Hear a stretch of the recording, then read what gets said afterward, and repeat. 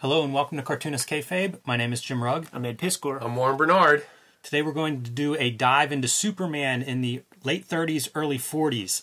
Before we do that, I want to ask everybody out there that's watching to like, follow, and subscribe to the Cartoonist Kayfabe YouTube channel if you haven't already done so. Hit the bell icon next to the subscribe button and you will be notified when a new video goes up. This will help offset the kayfabe effect. Sometimes we look at a comic book, people decide they want it in their collection and they run out to eBay or their local comic shop. If you hit that bell icon, you will be notified first and have a leg up on the competition. Also, let these videos play through to the end. That allows YouTube to share these videos with other comics fans who may not be familiar with Cartoonist Kayfabe yet. Helps grow the Cartoonist Kayfabe channel. Probably going to have to sell off some of your Bitcoins to get you a Superman number 13. But before we put the cameras on, we had a private CGC snuff video where we busted this out of the plastic sarcophagus that it was encased in. So, Uncle Warren, the question is always, whenever you bring one of these CGC comics that we sort of let breathe, why'd you scoop this issue of Superman up? Okay, so there were a couple of reasons. One, I'm trying to collect one from every single title that was out there. And I didn't have one from Superman, but arguably just as important is that this one is pre-Pearl Harbor.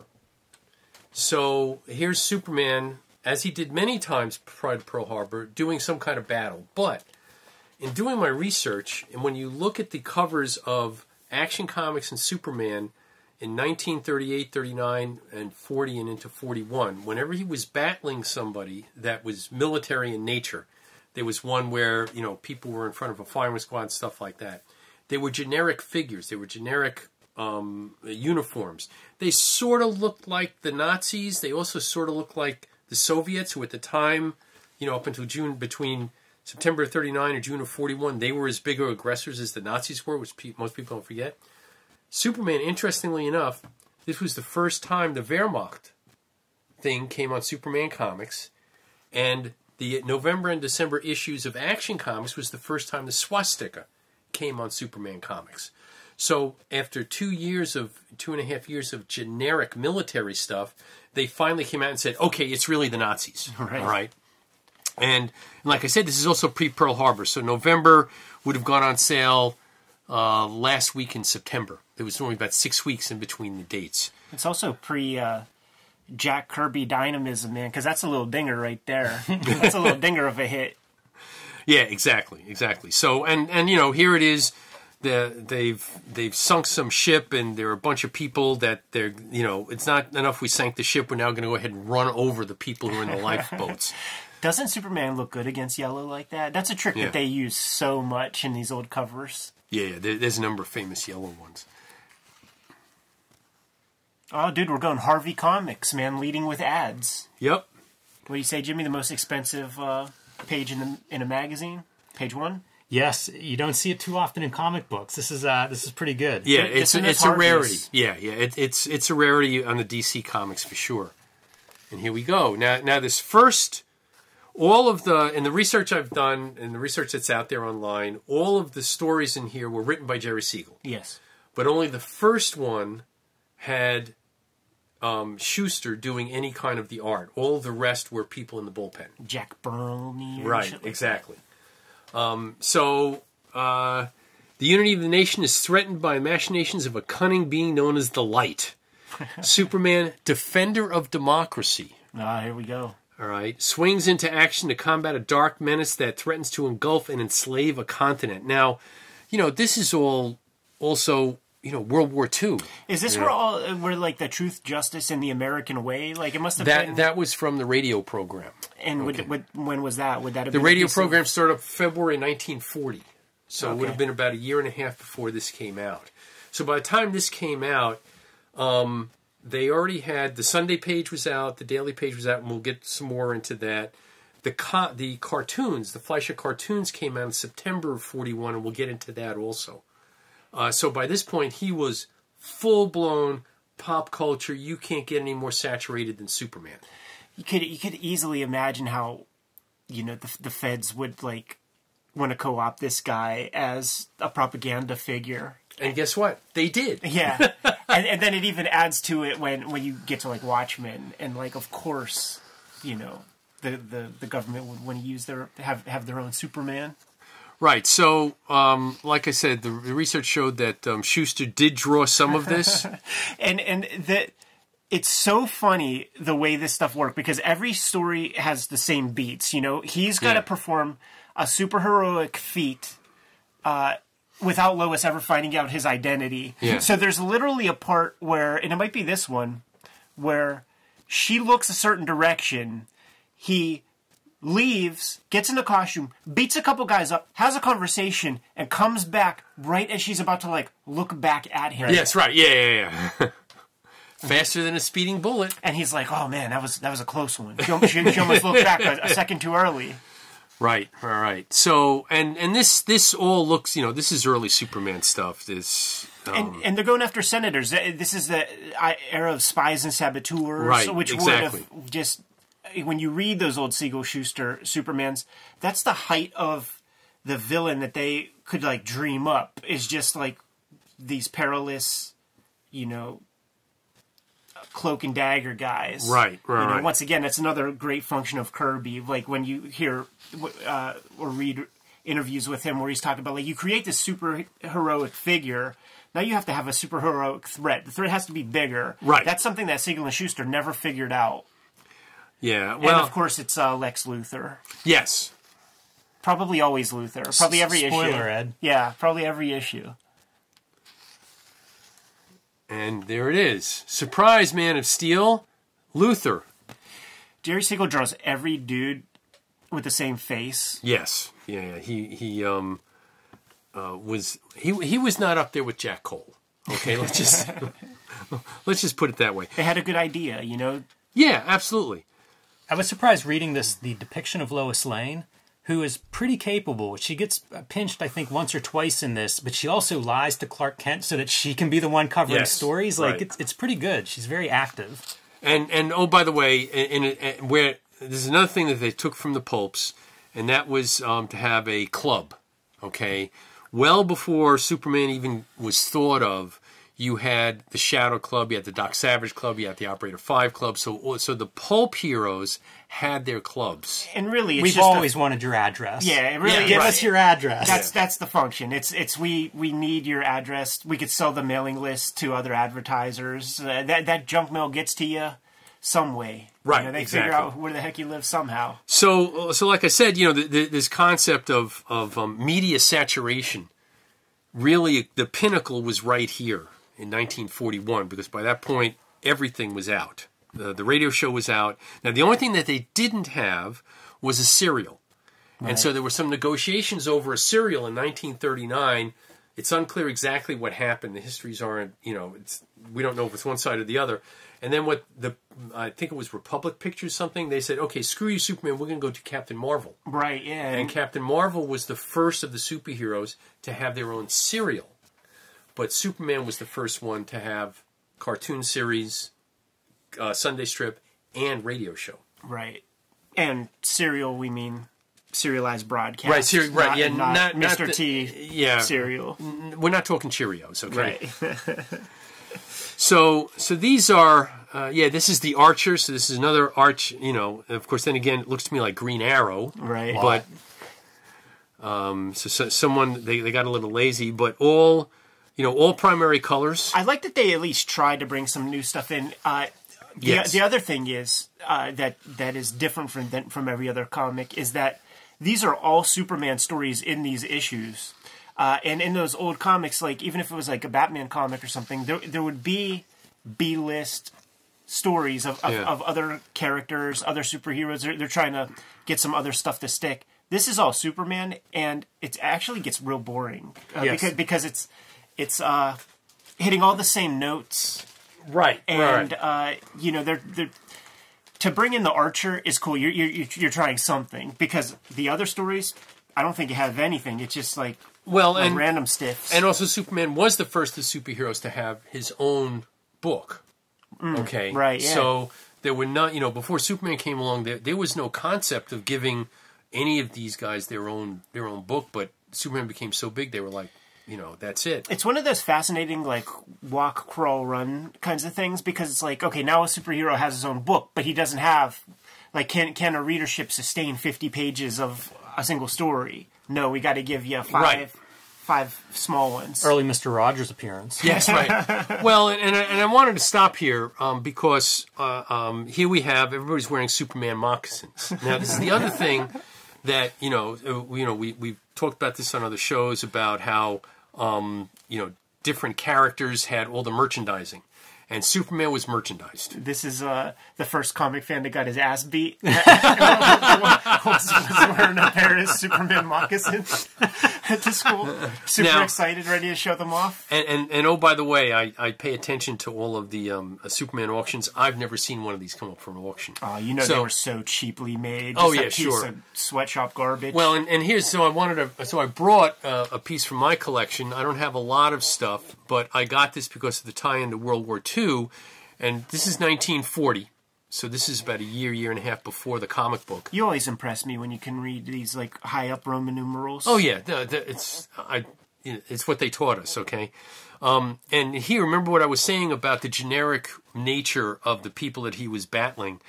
These aren't German helmets; they're not Russian helmets. They're just like some helmets that they've put together. This is basically a World War I tank. It doesn't look like anything that was on the road in World War II. But once again, Siegel and Schuster were very conscious about the war and presenting Superman as being anti-war and stopping this stuff. So that's the way I got this. And for those of you that are interested, there are 3 complete puzzles on the inside. See, look, here's one of I can't get into all of them. So there's one of the cover, and then there's this one of smashing the plane. Okay, with the Navy, with the Army pilot in there. So that gives you an idea.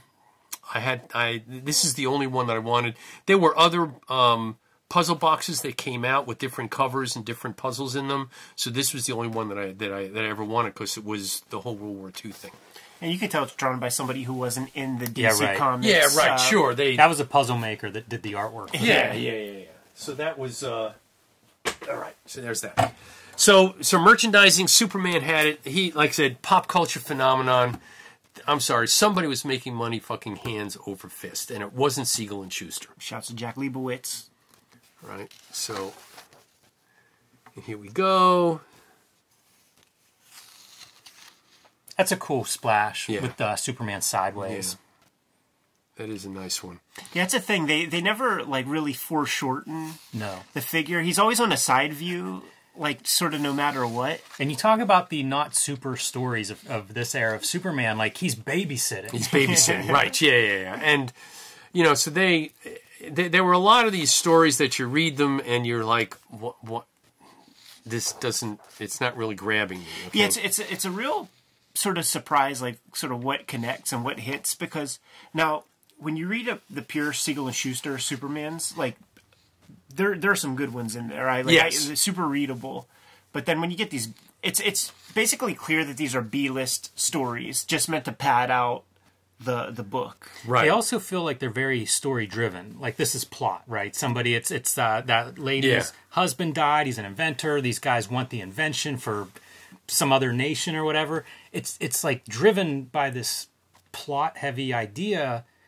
We haven't figured out, like, let the art do some stuff. Like, right for the art. Let's get some visuals in here. And of course, you can't go through any comic book of the era without in-house ads.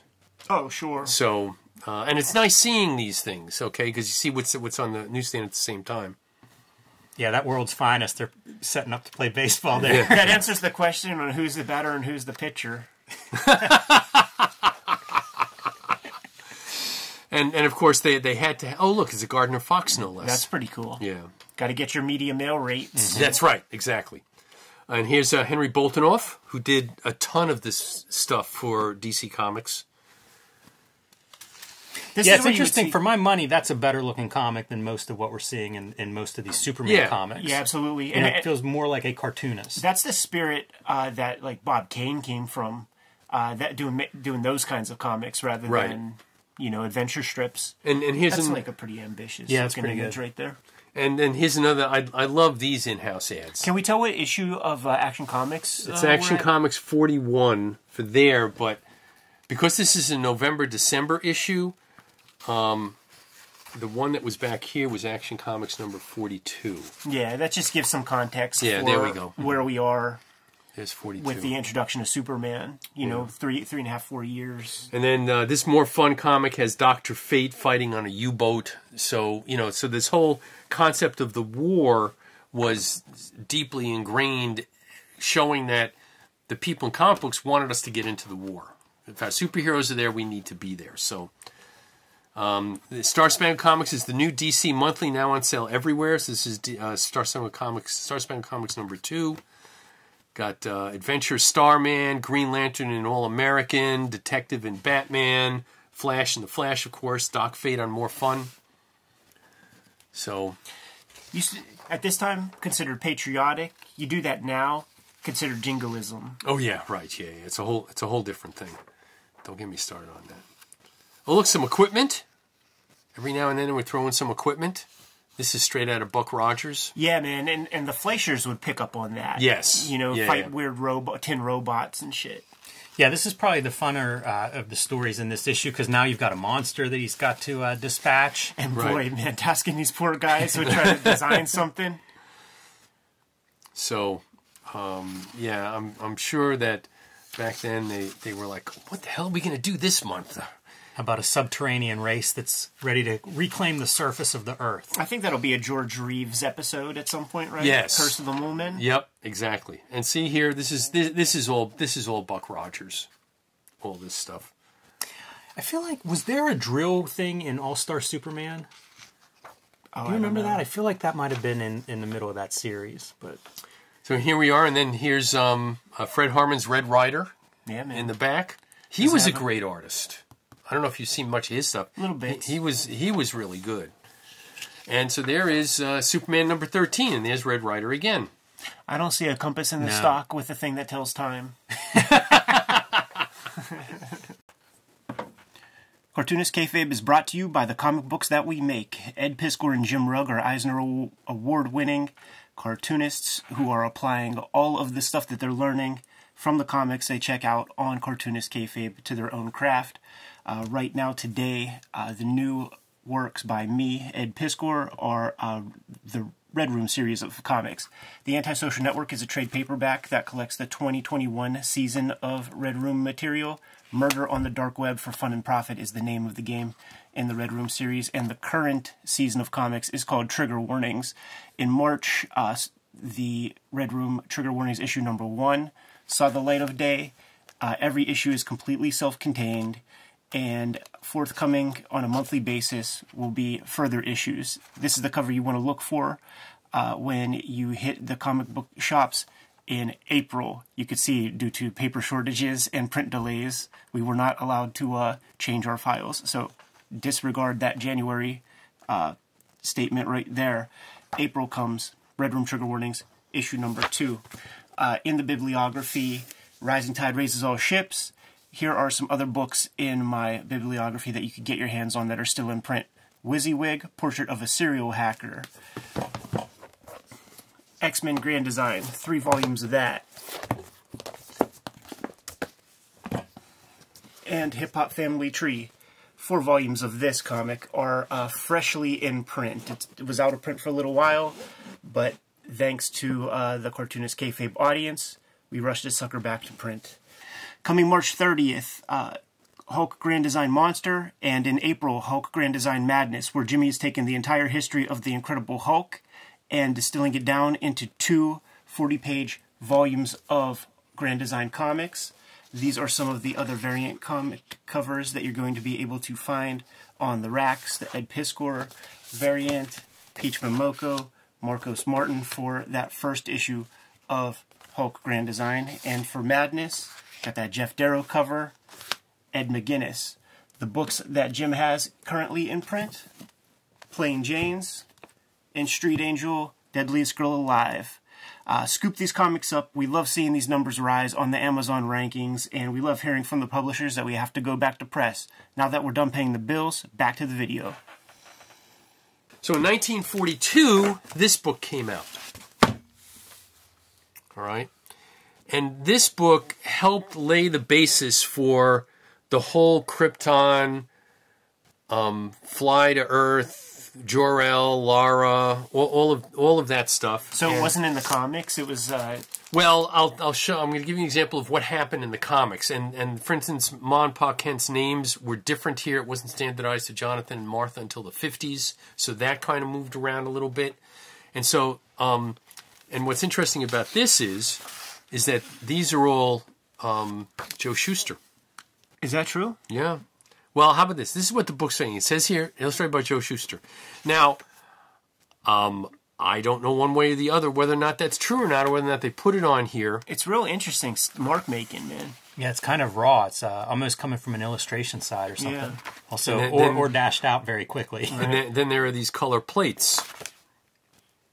Okay. That's a cool book, man. Yeah, it's some light reading. It's a big font. Probably aimed at younger readers. It's, I think there were 4 plates in here. Yeah, here's another one. Ooh, a left-hand plate. Here's another plate. Now, did Shuster really do these? It says so on the front, but I can't tell you definitively one way or the other. There's another color plate. Oh, he didn't do that. He didn't do that one. Yeah, so now, so they tried to go ahead and tried to standardize the origin, and we'll get into that in a second. It's pretty interesting. Like they're pulpizing it, having all this text and having like these like single page images.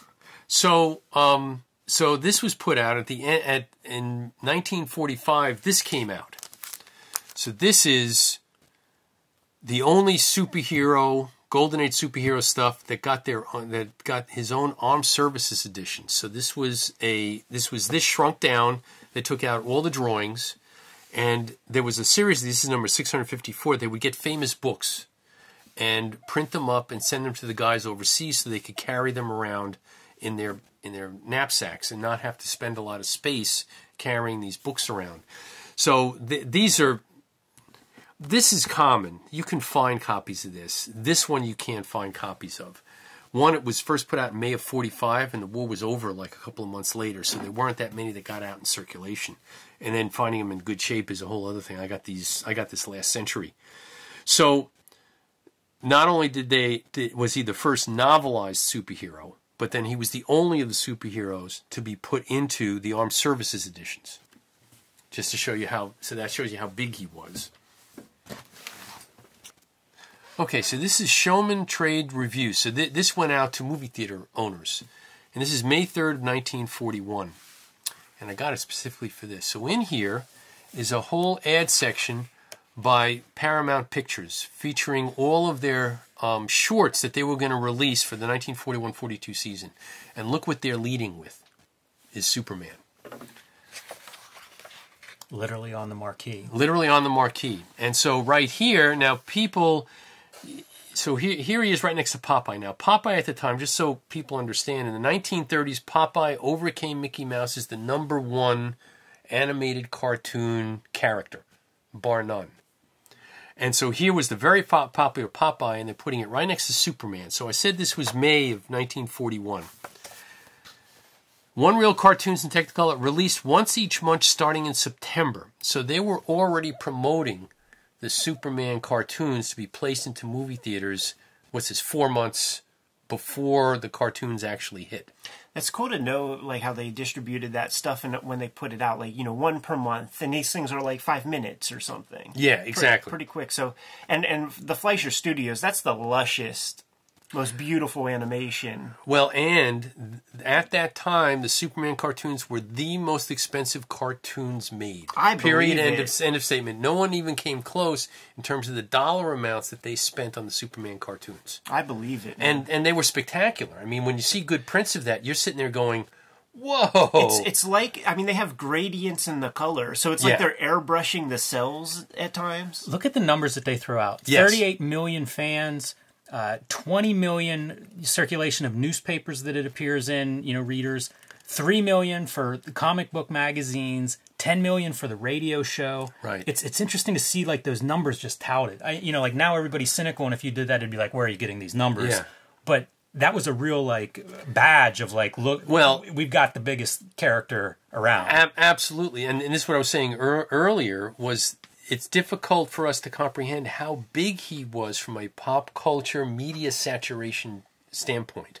Okay, because then once these started coming out, you had all these people going to the movies and also seeing Superman. You could not escape Superman. 170,000 children joining the Superman of America Club, 10 cents a pop. Big mailing list, man.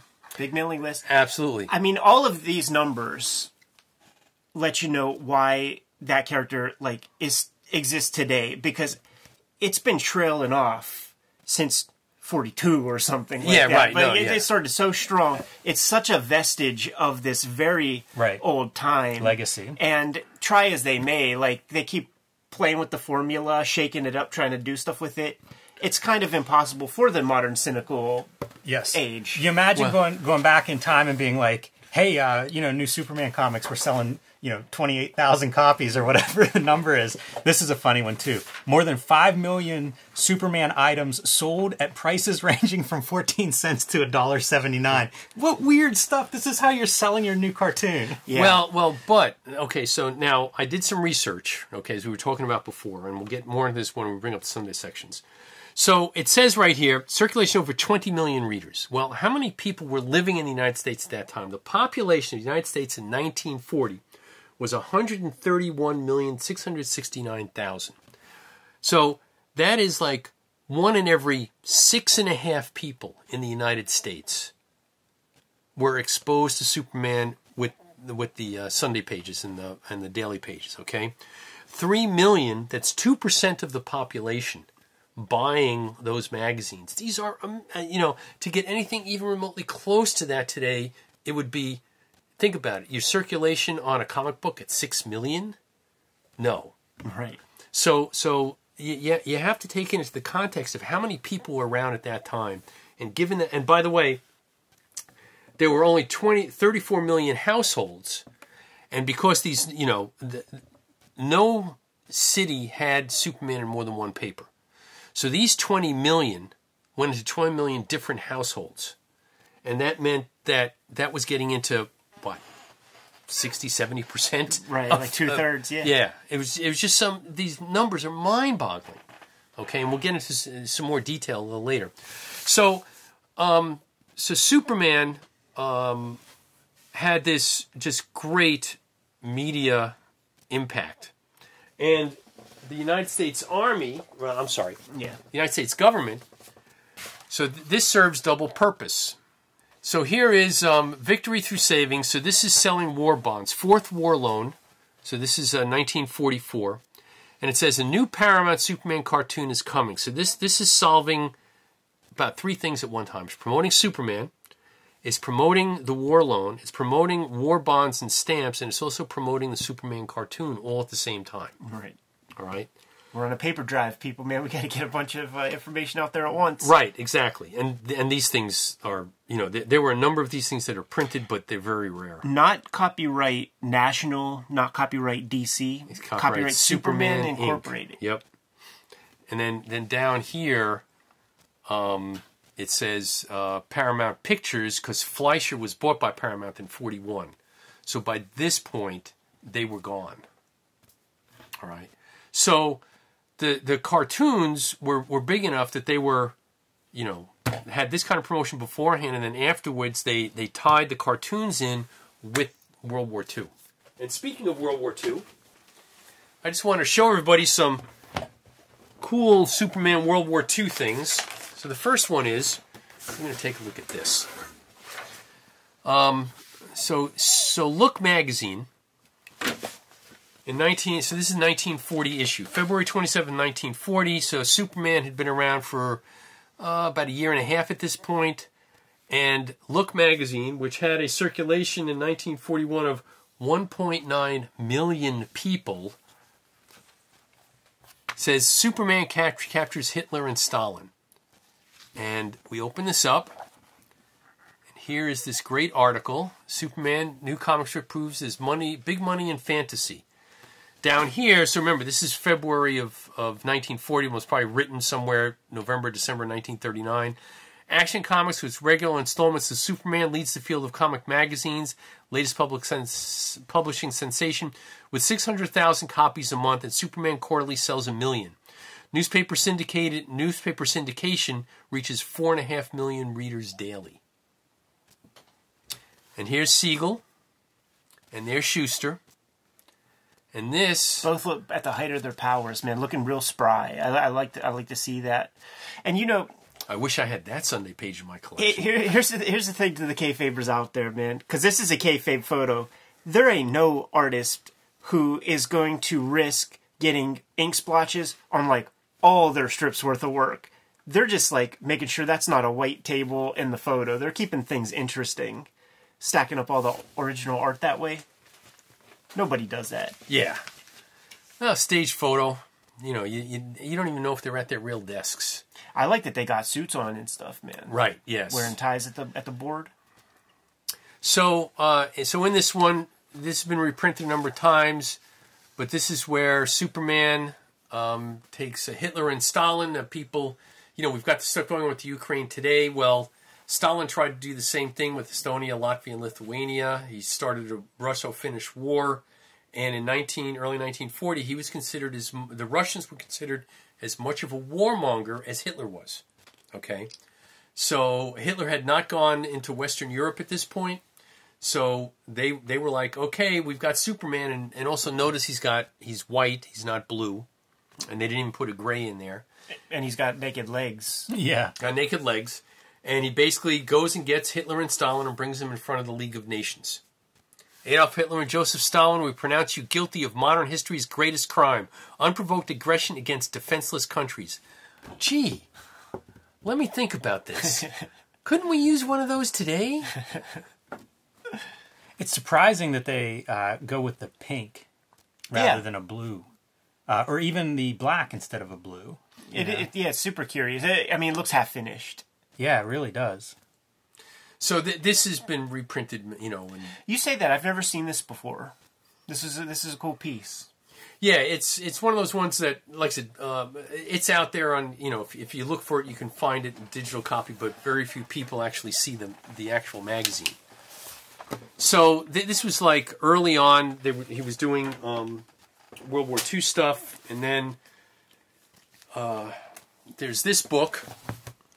So these were the Seabees. These were the construction battalions of the Navy, and in this one is a special Joe Shuster thing and it's actually done for the Seabees. Okay, just a little 3-panel gimmick. A little 3-panel gimmick thing with best personal wishes to the boys of the 30th Combat Battalion, Construction Battalion. And, you know, here you've got Daniel Fitzpatrick and other cartoons do this, but this is the only one I've seen from Superman. And another one that he did was this one, and this is actually kind of interesting. This was put up by one of the comic book distributors in New York at the time. And this is number 14, Proof of Superman Leadership. You have to assume there's at least 13 more. And who knows what those saying. But this one is talking about how soldiers prefer Superman, and actually shows a copy of Army Motors magazine, which in this issue, this Superman strip was printed. And just by comics coincidence, Army Motors magazine, a couple of months after this magazine came out, Will Eisner joined Army Motors magazine and started Joe Dope. Superman is tops. Note, Batman is second. Yeah, this is further proof of the popularity and leadership of Superman. Another reason why in the comics field, Action is the leading monthly, Superman the leading bi-monthly, and World's Finest the leading quarterly. Man, you can see how they're building their business right there. Oh, yeah. And by the way, I have never seen 1 through 13, and who knows how many after this came out of the Independent News. And this was just something that was, you know, it's folded in half and was sent out to... to, I guess, candy stores and stuff. Yeah, like that. Newsstands and stuff. And one last piece from World War II. Jerry Siegel was, something. Let me do this. There we go. That's much better. Jerry Siegel was posted at Fort Meade, Maryland. This is a rare page from the Fort Meade Post with an article about, basically, is Jerry Siegel. Private Jerry Siegel. Private Jerry Siegel.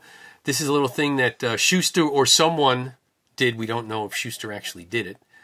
Because it says right here, guest cartoon for Fort Meade Post by Jerry Siegel. Well, he didn't draw.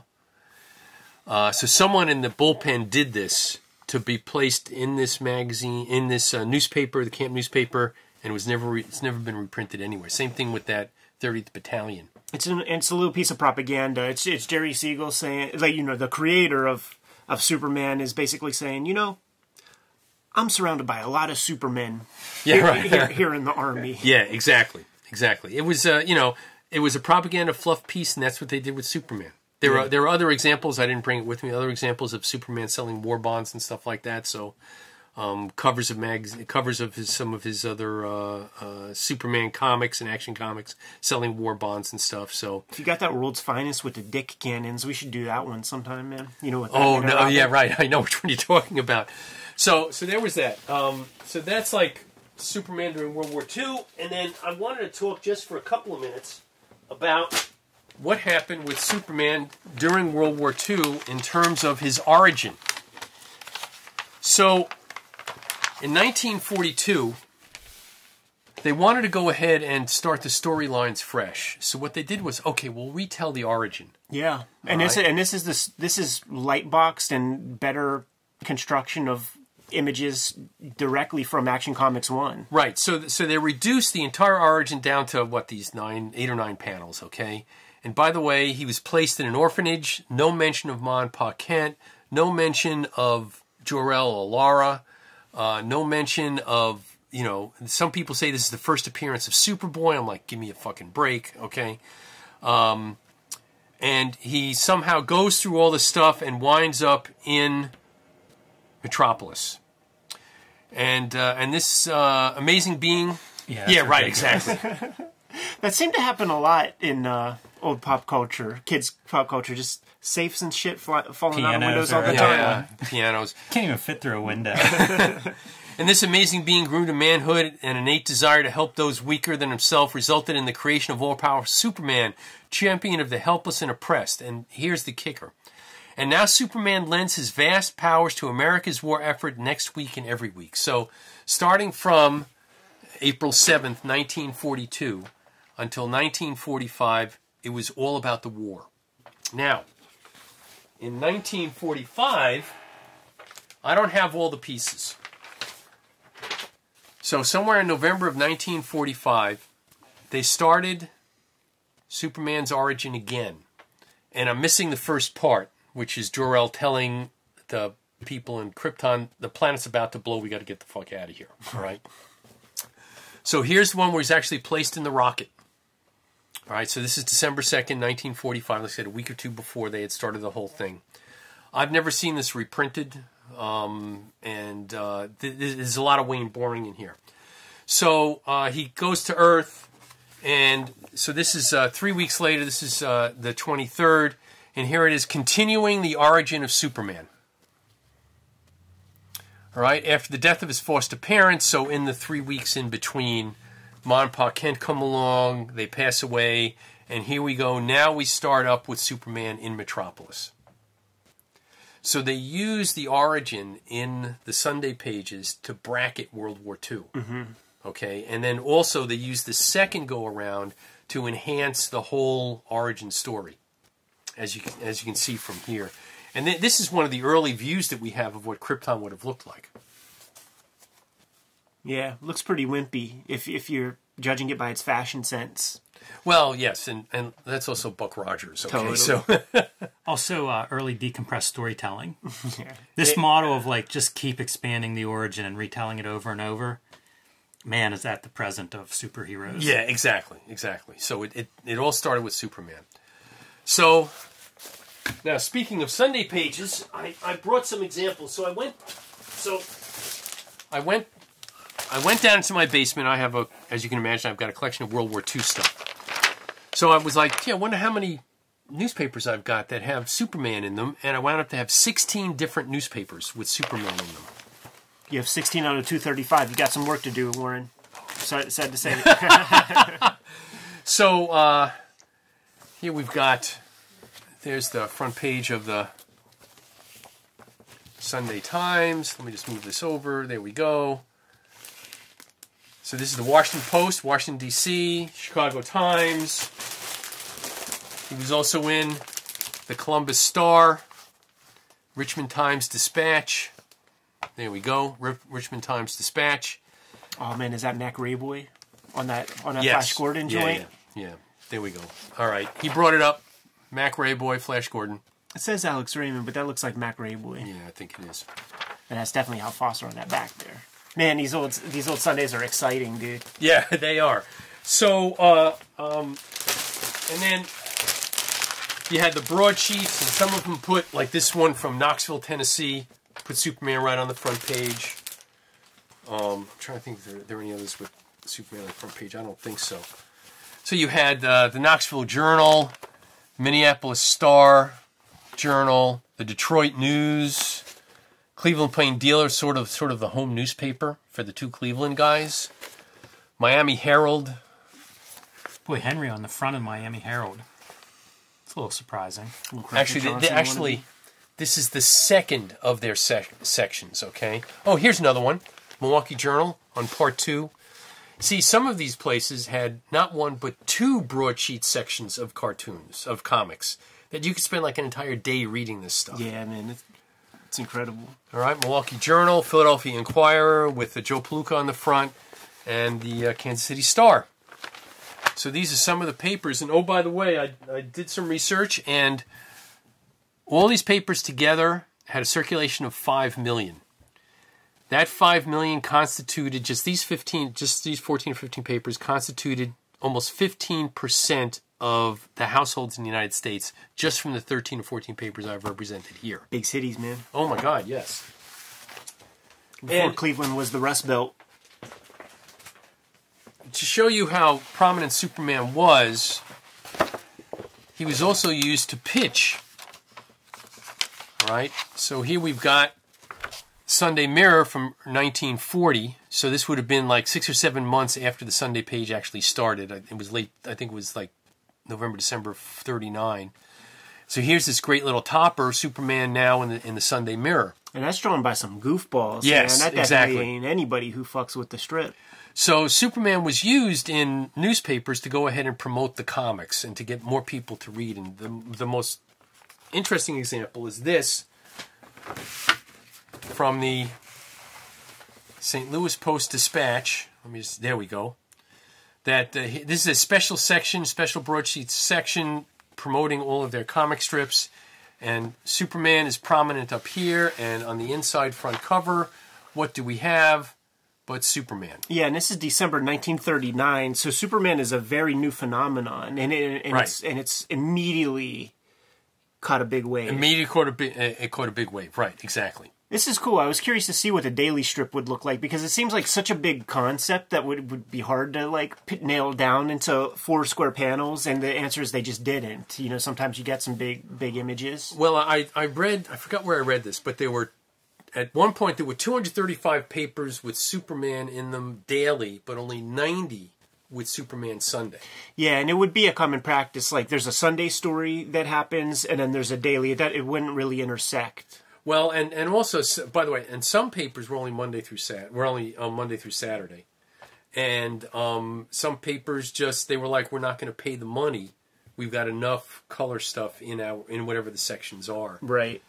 So imagine if these newspapers had picked up Superman first, and Superman is licensed then to your comic books. How much different those guys' lives would have been? Well, just how much different they our jobs. That's what I mean, because it's so famous that everybody passes on Superman, right? And then finally, Max Gaines at DC is like, all right, we'll give this a shot, and it explodes, right? It changes the history of comics. Yeah. But it could have gone the other way. It could have been absolutely. a comic strip first, and then licensed out. Al Cap, he could have been Dick. He could have been Chester Gould. He could have been Popeye. Any of those guys. Yeah. Right. But I mean, they do cite Superman as being the thing to make comic books an industry. So like, what happens with that? It wasn't Famous Funnies that was like the tentpole comic. Right, It was, sure. It was Action Comics and Superman. Right. So it's like we might be, the comic industry might have been dead in the 50s or something. Yeah, yeah. You know, So maybe so- earlier. right. But if you think about it, there are these two really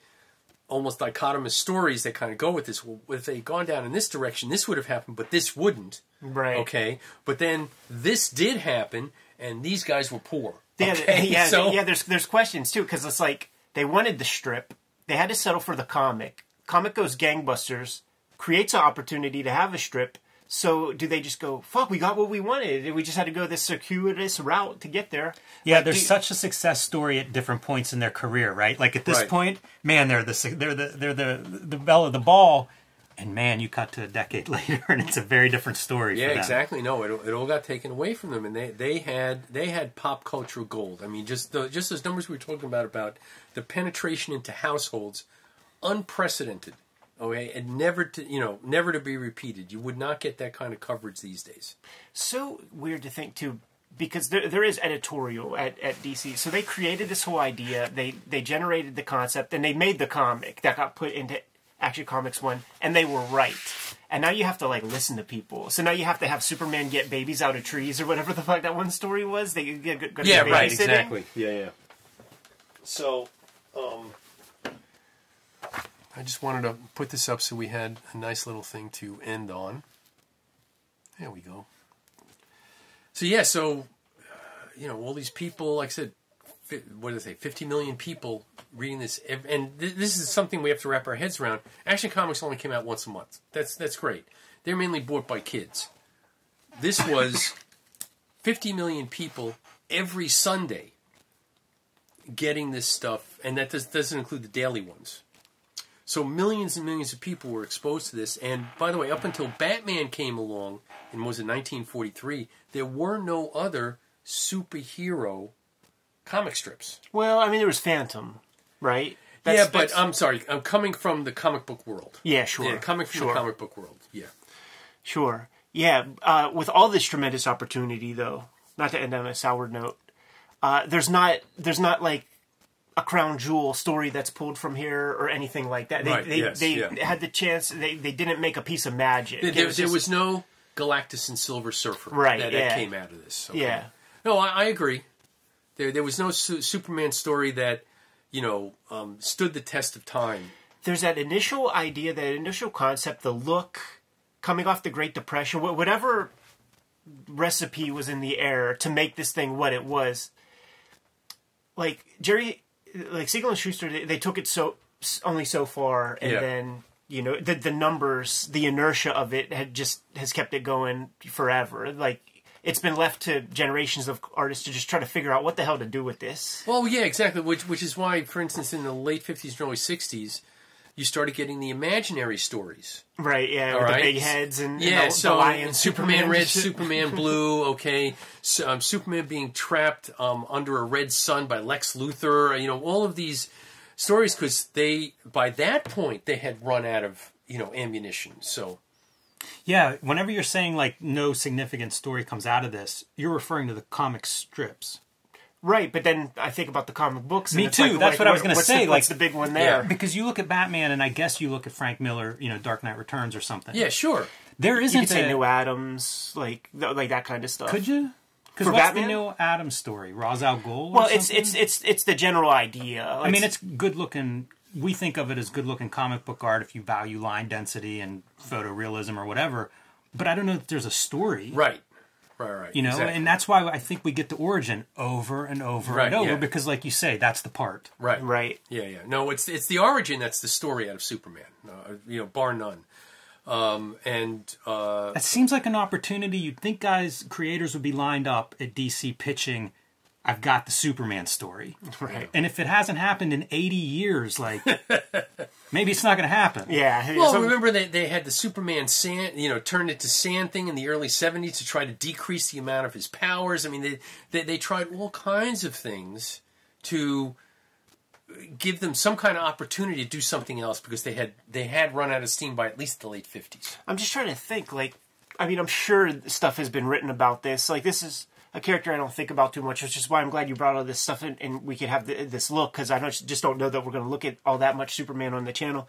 But I'm thinking about, like, was there like another rush of immigration in the early 1900s? Like this hit something for people at a certain point in time, and the context is a little bit lost on me. I'm just trying to think about, like, you know, is it the Depression? Is it new immigration? Because it's an immigrant story in a way. You could look at it in a sci-fi kind of way. Yeah, no, it's definitely an immigrant story, and of course, you know, they were descendants of immigrants, as the case may be. Yeah, there's also crime as a big piece of comics of American society in the 30s in terms of bank robbers and mistrust of all these different groups. But also you had a couple of things that were going on pretty much almost at the exact same time. One, you had Buck Rogers and Flash Gordon on the screen. Okay, so you had that level of superheroes.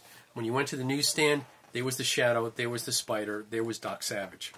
And this was the first comic visualization of all this stuff. Yeah. That you know, for this type of character. Yeah, okay, you had the Phantom, right, and you had stuff in comic strips, but in terms of that comic book format, this is the one that, for whatever the reason was, it caught on. It was like the Batman TV show from the 1960s. If you step back and you look at it, it's like, why was this thing popular? All right, it's just camp garbage, but it was incredibly popular for that 2 or 3 seasons. It couldn't be beat. So it's difficult to kind of put yourself into the psyche of the time to say, well, it was this or it was that, because one, we weren't there, and also, think about it. You know, you're some kid, you get Action 1 at the newsstand, you're like, oh my God, what the hell is this? A dude's holding up a car. That's right. Like you probably couldn't even imagine something That's like true. that. That's one of those images worth 1,000 words. Yeah, exactly. Okay. So no one had ever seen anything like that before. Flash Gordon, Buck Rogers, Doc Savage, the Shadow, the Spider, none of them did that. Right? They didn't have the super strength. They couldn't, you know, leap tall buildings in a single bound or whatever it is you wanted to do. That was the fun thing too, man. It was leaping tall buildings. Like the idea of flying was too far. Right? No, it's true. He could jump a mile in the sky. Right. Right. And so, you know, thinking about this time. So this is 1942, 1941. Superman was on all cylinders. Radio show, 50 million people. Or 20 million people on the radio show, 50 million people reading the comic strip, a couple million people reading the comic books. All right, you had the cartoons coming out from the Fleischers, and so there was this from like 1939 to about 1942, 43. There was nothing bigger. Jimmy, I might have the name. All the merchandising too. I might have the name of this video, man. Superman, King of All Media. So there was, for as they say, for one brief shining moment, this was it. It wasn't that brief. He had a run. Yeah, he had a decade. Yeah, but I'm thinking about these 3 or 4 years where it just, and of course then again when the TV show came in the 50s, that was another big bump. So it's a good commercial for the comics, no doubt, man. Uncle Warren, thank you so much. Thank you for having me. For bringing this material. This is stuff that is just outside of the wheelhouse, Jimmy and myself. And whenever you're in town, always appreciate when you bring these rare treasures to the studio, man, to put under the microscope. My pleasure. Can you let people know where they need to go? Later this year, Small Press Expo, September 17th, 18th, up down in Bethesda, Maryland, or down from Pittsburgh anyway. www.smallpressexpo.com. I hope to see you there. All right, Kayfabers, like, follow, subscribe to the YouTube channel, hit the bell. We'll notify you when new vids are available. Jimmy, what's out there? Hulk Grand Design Monster #1 hits comic shops this month. Tell your local comic shop you want a copy if you haven't already. It is going through 60 years of Hulk history and 2 oversized epic comic books, perfect for the longtime Hulk fan or the first-time Hulk comic book reader. And you can join me on patreon.com/JimRugg to see more of my comic art. Red Room Trigger Warnings issue number 1 is on the stands today. It's going to be coming out on a monthly basis, and every single issue is completely self-contained. So if you see an issue, scoop it up. You're going to get a complete story. I'm serializing these comics on my Patreon as we speak before they hit paper. $3 for the archive there, patreon.com/edpiskor. You could get the links to order the comics or hit up the Patreon at my link tree in the description below this video. Jimmy, what else do we have out there? Subscribe to the Cartoonist Kayfabe e-newsletter at the links below this video. You can also find Cartoonist Kayfabe t-shirts and merchandise at the links below this video. That's another great way to support the Cartoonist Kayfabe channel. Jimmy, given those marching orders, will be on our way. Read more comics.